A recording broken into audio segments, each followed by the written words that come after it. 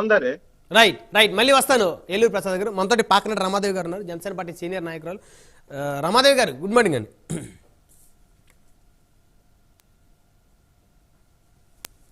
రమాదేవి గారు వినిపిస్తుందా నా వాయిస్ మీకు? మీట్లో ఉంది, ఒక్కసారి అన్మ్యూట్ చేయండి ఒకసారి.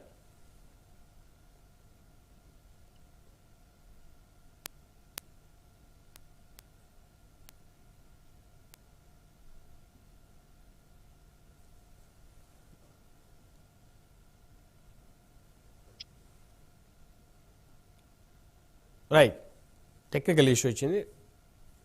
చందు గారు, కాపుల దారేటు ఆ పదం వాడటాన్ని ఏలూరు ప్రసాద్ గారు సీనియర్ ఉపాధ్యాయులు కూడా, కాపు నాయకులే కాదు, ఎడ్యుకేర్ విద్యా సంస్థలో అధినేత గుంటూరు జిల్లాలో. నాకు బాగా తెలుసు ఏలూరు ప్రసాద్ గారు. అసలు దారేటు, రెడ్ల దారేటు, కమ్మల దారేటు, కాపుల దారేటు ఉంటుంది, పవన్ వైపే మా దారి అంటున్నారు. ప్రసాదరావు గారు సూటిగా సుతిమెత్తంగా ఎవరికి తగలాలో ఎక్కడ తగలాలో చాలా చక్కగా చెప్పాడు, క్లియర్గా అర్థమవుతుంది. అవును, అల్టిమేట్గా ఏంటంటే పాప వీళ్ళందరికీ క్లారిటీ మరొక్కసారి, కాపులు వేరేగా లేరు, ఇప్పుడు అంతా ఒకటిగా ఉన్నారు, కాపుల దారంతా పవన్ వైపు అని స్ట్రైట్గా చెప్పాడు. ఇండైరెక్ట్గా ఏం చెప్పాడంటే కాపులు కరెక్ట్గా చూసుకొని గౌరవంగా సీట్లు ఇస్తే, పవర్ షేరింగ్ ముఖ్యమంత్రి ఇస్తే మీకు ఓట్లు పడతాయి, కానీ మీకు పడకపోతే ఏమవుద్దో కూడా మీకు తెలుసు అనేది ఇండైరెక్ట్గా చెప్పాడు. అది అర్థమైంది, అది అందరికీ తెలిసిన విషయం. ఇక్కడ ఏంటంటే రెండు విషయాలు, ఒక రకంగా ఇండైరెక్ట్గా హెచ్చరిక జారీ చేశారు ఆ యొక్క అగ్రవర్ణాలకి, మీరు మాత్రం బాగా చూసుకోవచ్చు, మీరు మీటింగులు పెట్టుకోవచ్చు, మీరు మీ సామాజిక ఎదగచ్చు, మేము ఎదగాల్సిన పని లేదా? మా కుర్రవాళ్ళలో ముఖ్యంగా యూత్లో నిజంగా ఆయన చెప్తున్నట్టు ఆవేదన నిజంగా మౌనరోధనే అండి వాళ్ళకి. మొన్న లోకేష్ గారు మాట్లాడిన తర్వాత అసలుకి అన్కండిషనల్గా ఆ రోజు రాజమండ్రి సెంట్రల్ జైల్లో వెళ్ళి ఒక చరిత్రకి వెళ్దాం. 2014లో ఏం జరిగింది? అనుభవం ఉన్న వ్యక్తి రాష్ట్రానికి ముఖ్యమంత్రి కావాలని, ఈ వ్యక్తి పవన్ కళ్యాణ్ సపోర్ట్ చేయకపోతే ఆ రోజు ముఖ్యమంత్రి అయ్యేవాడా? ఖచ్చితంగా కాదు. ఓన్లీ 1-2% తేడాతో ఆ రోజు వైసీపీ పడిపోయింది. ఆ రోజు జగన్మోహన్ రెడ్డి గారికి శత్రువు అయింది పవన్ కళ్యాణ్. వాళ్ళిద్దరికి ఏమైనా అప్పుడు దాకా శత్రుత్వం ఉందా? నన్ను కాకుండా చేశాడని చెప్పేసి ఆ బాధతోనే ప్రెస్టేషన్, మ్యారేజ్ స్టారు, ప్యాకేజ్ స్టార్ ఇవన్నీ అంటుంది. ప్రతి దానికి ఎందుకు అంటున్నాడు పవన్ కళ్యాణ్ మళ్ళీ వచ్చాడు ఇంద్రబాబు అని చెప్పి ఆయన కూడా చేయడానికి. సరే 2019లో ఏం చేశారు? ప్రసాదరావు గారు చెప్పినట్టు ఈ కులం మీద, ఈ జాతి మీద, ఈ జాతి నడిపించే నాయకుడి మీద ఎంత వ్యూహాత్మ కుట్రలో ఈ అగ్రవర్ణాలు చేస్తున్నారో బ్రహ్మనాయుడు గారు చూడాలి. 2 చోట్ల పోటీ చేశాడు. మిత్రధర్మం అంతకుముందు సీఎం చేశాడనే కనికరం చంద్రబాబు నాయుడు గారికి ఉందా? బలమైన అభ్యర్థులు పెట్టి అక్కడ గాజువాక వైసీపీ అంటే ఓడించిందంటే అర్థం ఉంది. ప్రత్యర్థులు భీమవరం గాజువాకలో కూడా అరే మనకు స్నేహధర్మం గారు ముఖ్యమంత్రిని మనల్ని చేశారు 2014లో, పవన్ కళ్యాణ్ గారు ఒక్కడు అసెంబ్లీలో ఉంటే బాగుంటుందనే ఆలోచన ఏమైనా కలిగిందా? లేదు. అది వ్యూహాత్మక కుట్ర. పవన్ కళ్యాణ్ గారికి తెలియదా? ఆయన తెలియాలి, తెలుసుకోవాలని చెప్పే ప్రసాదరావు గారు చెప్పిన ఎవరు చెప్పిన. ఇప్పుడు 2024 ఏంటి? మళ్ళా పల్లకైపోయటానికి పవన్ కళ్యాణ్ కావాల్సి వచ్చింది. ఆయనకున్న ఓటు బ్యాంక్ ఇప్పుడు పెరిగిన 18 నుంచి 22% పెరిగితే ఆయనకున్న 40 కలిపి ఇప్పుడు 68% అయితే ఆయన 32% పడిపోయే అవకాశం ఉంది అధికారం వద్దామని చెప్పి. ఎంత అన్కండిషనల్గా నో అంబిక్విటీ అని చెప్పేసి లోకేష్ మాట్లాడిన తీరు మళ్ళా ముఖ్యమంత్రి చంద్రబాబు నాయుడు అంటే ఎంతకాలం పల్లకీలు మోస్తారు? మీకు పల్లకీలు మోయటానికి కాపు జాతి ఉందా? బీసీ బడుగు బలహీన వర్గాల సామాజిక సీట్ అడగకూడదు, మళ్ళీ ఎమ్మెల్యే సీట్లు కూడా అడగకూడదు. ఒక్కసారి రమాదేవి గారితో మాట్లాడదాం. రమాదేవి గారు వినిపిస్తుందా ఇప్పుడు మా వాయిస్ మీకు? ఏంటి రమాదేవి గారు, మొత్తానికి తాడేపల్లి ప్యాలెస్ నుంచి మిమ్మల్ని మానిటరింగ్ చేశారు, సో కాబట్టే గుంటూరులో ఒక వేదిక పెట్టారు, ఆ వేదిక మీద నుంచి మాట్లాడారు. మీరు మాట్లాడి అన్ని కూడా ఎవరు పంపించారు? తాడేపల్లి ప్యాలెస్ నుంచి స్క్రిప్ట్ ఏమైనా పంపించారా? ఎట్లా? మీడియా మొత్తం అటెన్షన్ లో ఉందండి. ఆ రోజు విజ్ఞాన మందిర్ లో 30వ తారీఖు జరిగిన మీటింగ్ కి స్టార్టింగ్ నుంచి ఎండింగ్ వరకు ఉంది. ఎక్కడైనా చిన్న డిస్టర్బెన్స్ కానీ, ఎందుకంటే అక్కడికి వచ్చింది వేల మంది కూడా జన సైనికులేనండి. మీరు ఒకటి గుర్తుంచుకోవాలి, మహిళలతో సహా, కమిటీల్లో ఉన్న మహిళలతో సహా ఏం జరుగుతుంది, అసలు మనకి ఏం సందేశం ఇస్తున్నారు అని ఉత్సాహంగా పార్టీలకు అతీతంగా వచ్చిన మాట నిజం. ఎక్కువ మంది జనసేన వాళ్ళు ఉన్నమాట నిజం. కానీ ఎక్కడైనా చిన్న డిస్టర్బెన్స్ కానీ, ఎక్కడైనా ఎవరైనా ఏమన్నా తప్పుగా జరిగిందని మాట్లాడటం కానీ మీ మీడియా వాళ్ళు తెలుసుకోండి. అలాగే ఇంకో విషయం, ఏమండి, ఎవరో చెప్తే చేయడానికి, ఎవరో నడిపిస్తే నడవడానికి కాపులు సిద్ధంగా లేరండి. వీళ్ళు ఖచ్చితంగా ఫస్ట్ నుంచి కూడా స్వయంగా వాళ్ళకు ఒక వ్యక్తిత్వం ఉంటది, వాళ్ళకు ఒక నిజాయితీ ఉంటది, నిబద్ధత ఉంటది. బ్రహ్మనాయుడు గారు ఎక్కడ దాకా, ఎందుకంటే మీరు చూస్తున్నారు 2014 జెండా పట్టుకున్న రోజు నుంచి కూడా 2019 ఓడిపోయిన రోజు యాక్చువల్ గా మాలాంటి వాళ్ళు సంస్థలు ఉన్న వాళ్ళు ఇంకో అధికార పార్టీకో ఎక్కడికో అక్కడ వెళ్తారు. కానీ 10 సంవత్సరాల నుంచి నిబద్ధతగా ఈ పార్టీలో నిలబడి ఏదొచ్చినా ముందు నిలబడుతున్న నాలాంటి వాళ్ళు ఎంతో మంది ఉన్నారండి.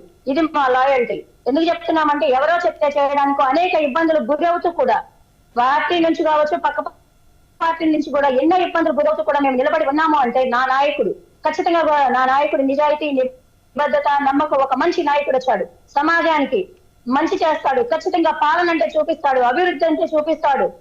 ఒక రంగా గారు ఏదైతే బడుగు బలహీన వర్గాలను కలుపుకుపోతూ ఎంత గొప్పగా ముందుకు వెళ్లి ఒక పేరు తెచ్చుకున్నారో అంతకంటే గొప్ప నాయకుడు పవన్ కళ్యాణ్ గారు అని నమ్మే కోట్లాది మంది జనంలో నాలాంటి వాళ్ళు ఎందరో ఉన్నారండి. వీళ్ళు నిలబడుతుంది కులమనో ఇంకోటనో కాదండి, ఒక పార్టీ నమ్మకంగా వచ్చింది, ఆ పార్టీకి నిలబడతామని వచ్చిన వాళ్ళం. అలాగే నిన్న జరిగిన మీటింగ్ గురించి మాట్లాడుకుందాం. తప్పేముందండి, అందులో చిన్న తప్పు చూపించండి. అక్కడ ఏమైనా ఎవరినైనా తిట్టారా, ఎవరి గురించి అయినా మాట్లాడారా? మీ సీట్లు మీకు ఇచ్చిన సీట్లు మాకు కావాలని లాక్కున్నారా? కేవలం మా హక్కుల కోసం దామాషా పద్ధతిలో ఇది పవన్ కళ్యాణ్ గారే చెప్పారండి. ఖచ్చితంగా ఈ మీటింగ్ జరిగింది కూడా పవన్ కళ్యాణ్ గారు మాట్లాడిన మాటలకి స్ఫూర్తిగానే. ఎందుకంటే వారు బానిసత్వం వద్దు, అడుక్కునే స్థాయిలో లేము అని చెప్పారు. అంతేకాదు మేమింత మాకింత దామాషా పద్ధతిలో మాకు రావాలి అని అడిగారు. అలాగే పెద్దన్న పాత్ర పోషించి ముందుకు వెళ్ళండి, ఖచ్చితంగా కూడా మనకి న్యాయం జరుగుద్ది, అందరినీ కలుపుకోండి. అసలు పార్టీ సిద్ధాంతాల్లోనే ఉందండి కులాలని కలిపే ఆలోచన విధానం. అలా వారు చెప్పిన ప్రతిదీ తీసుకుని అడుగడుగునా వారికి అండగా నిలబడుతూ వారు ఎక్కడ ఏ చిన్న కదలిక వారు కదిలినా వారికి ఎక్కడ ఏదైనా జరుగుతుంది అంటే అర్ధరాత్రి అపరాత్రి అనుకున్న మహిళలతో సహా రోడ్ల మీదకి వచ్చి పోరాడుతున్నామండి. ఇంత చేస్తున్నప్పుడు ఎవరో ఇస్తే ఏదో స్క్రిప్ట్లు వాళ్ళకి అలవాటే అండి. ఎందుకంటే పేటిఎం బ్యాచ్ అంటారు, లేదంటే ఏదన్నా డబ్బులు ఇస్తే చేస్తారంటారు. ఇక్కడ జనసేన కార్యకర్తలు ఇది జగమెరిగిన సత్యం. ఆ పార్టీలకు కూడా తెలుసండి. పవన్ కళ్యాణ్ గారు ఒక్క పిలుపునిస్తే నిస్వార్థంగా మందుకో ముక్కకో ఆశపడకుండా లక్షల మంది జనాలు రోడ్ల మీదకి వస్తారు. అలాగే మాలాంటి నిబద్ధత నిజాయితీ గలవాళ్ళం జిల్లా మొత్తంలో ఒక పిలుపునిస్తే ఎంతో మంది వచ్చి నిలబడతారండి. ఈ రోజున మాకు వాళ్ళందరూ అండ కాబట్టే ఖచ్చితంగా ఇక్కడ చెప్తానండి, కాపు కులంలో ఎక్కువ మంది ఉన్నారు కాబట్టి కాపులు అంటున్నాం. అలాగే ఇంకా అదర్ కులాలు కూడా అమ్మ అక్క అంటూ మమ్మల్ని కూడా అంతే ఇంకా మేము ఎలా కలుపుకుపోతాం అంతే ఆదరణతో మా కోసం వస్తున్నారు. ఇంత గొప్పగా ఇలా మాకు ఆదరణ పెరుగుతుంది. వీళ్ళు సీట్లు అడగటం మొదలెట్టారు అంటే మేము మాకే ఇబ్బంది అడగట్లేదు కదండి. ధర్మంగా న్యాయంగా క్యాపబిలిటీ ఉన్న వాళ్ళకి మా నాయకుడు కూడా చెప్పారు, పని చేశాక నేను ఎలాగైతే కష్టపడి అనుభవం తెచ్చుకున్నాక ఎలాగైతే సీఎం సీట్ అడిగానో మీరు కూడా కష్టపడండి, పని చేయండి, ఆ తర్వాత మీకు అనుభవం వచ్చిన తర్వాత మీరు కూడా అడగండి అన్నారు. ఆ ఉద్దేశంతోనే మేము కూడా 10 సంవత్సరాల అనుభవం తర్వాత మాకు రావాల్సిన సీట్ల గురించి అడుగుతున్నాం. అలాగే క్యాపబిలిటీ ఉన్న వాళ్ళు 100 మందిని చూపిస్తామండి. మేము వాళ్ళకి సీట్లు ఇమ్మని అడుగుతున్నాం. ఉమ్మడి గుంటూరు జిల్లా అంటే 3 జిల్లాలకు కలిపి ఒక్కొక్క జిల్లాకి 2 సీట్లే అడుగుతున్నారండి. న్యాయంగా ధర్మంగా మీరు ఎలా తీసుకుంటున్నారో మాకు అలాగే ఇమ్మని మా హక్కుల కోసం మాత్రమే అడుగుతున్నాం. అంటే వాళ్ళలో నాయకత్వ లక్షణాలు మెండుగా ఉన్నాయి, మీకు నాయకత్వ లక్షణాలు లేవు అనేది వారి అభిప్రాయం లాగా కనపడతా ఉంది కదా రామాదేవి గారు. ఉండొచ్చండి, ఎందుకు అంటే వాళ్ళకి ప్రతి ఒక్కళ్ళు కూరలో కరివేపాకేనండి, వాడుకోవడానికి తప్ప పనికిరాము అనే ఉద్దేశం. ఇచ్చి చూడమనండి, మేము ఎందులో తక్కువ అండి. ఈ రోజున జిల్లా మొత్తంలో ఒక్క మహిళను చూపించమనండి, ఒక్క మహిళను చూపించమండి. క్యాపబిలిటీగా ప్రతి గ్రామం తిరుగుతున్న మాలాంటి వాళ్ళని ఇరు పార్టీలు కాదండి ఇంక్లూడింగ్ వైసీపీతో సహా ఒక్క మహిళను చూపించమని మేము అడుగుతున్నాం. ఎందుకంటే ఇవన్నీ మమ్మల్ని మాలాంటి వాళ్ళని ఎంత అనగదొక్కినా మేమేం పట్టించుకోమండి. ఎందుకంటే మమ్మల్ని తొక్కే కొంది పైకి లేస్తాం. ఎందుకంటే మేము పెరిగింది నీతి నిబద్ధతతో.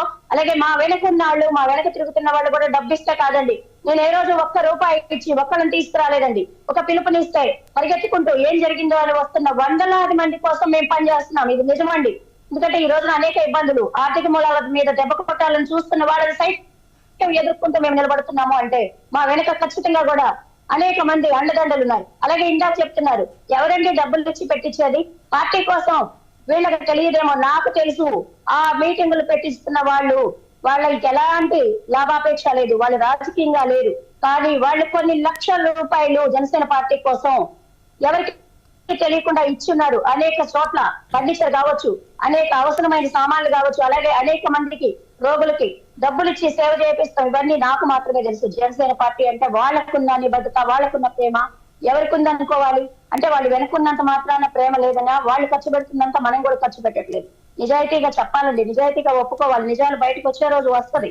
కానీ వాళ్ళు చెప్పొద్దు, మేము చేసేది పార్టీ కోసం, నీతి నిబద్ధత. మాకు పవన్ కళ్యాణ్ గారు అంటే ప్రాణం అంటున్నారు. ఎక్కడ దాకా? ఎందుకంటే ఒక నవకుమార్ గారు వారు ఏమన్నారు, అది బీజేపీలో ఉన్నారు. పవన్ కళ్యాణ్ గారు సీఎం అవుతారు అంటే నా పార్టీ కాదు నాకు ముఖ్యం, నా డబ్బు కాదు, నేను ఎక్కడన్నా తెగబడి పని చేస్తాను అన్న అలాంటి వాళ్ళు కోట్ల మందిని నేను చూపిస్తానండి. ఇప్పుడు రమాదేవి గారు మీరు ఒక్క లాజిక్ మిస్ అవుతున్నారు ఇక్కడ. పవన్ కళ్యాణ్ గారు సీఎం అని ఎవరన్నా అంటే వాళ్ళు కోవర్ట్లుగా ముద్ర పడుతున్న పరిస్థితి ఉంది. ఇప్పుడు మన చర్చ కూడా అదే. ఇప్పుడు మీరు ఆ మాట అయితే అంటే మిమ్మల్ని కూడా కోవర్ట్ అనే పరిస్థితి ఉంటుంది, చూసుకోండి మరి. ఏమండి, ఎవరో కోవత్తు అంటే ప్రజలు నమ్మరు. ఎందుకు నమ్మరు అంటే నిబద్ధత నిజాయితీ గల వాళ్ళని కోవత్తు అనొచ్చు, ఇంకోటి అనొచ్చు. మనకు వస్తున్న సమాజంలో నుంచి మనం తెలియదు అనుకుంటాం, అందరికీ తెలిసి జరుగుతుందో. కోవత్తు అని ఎలాగంటారండి?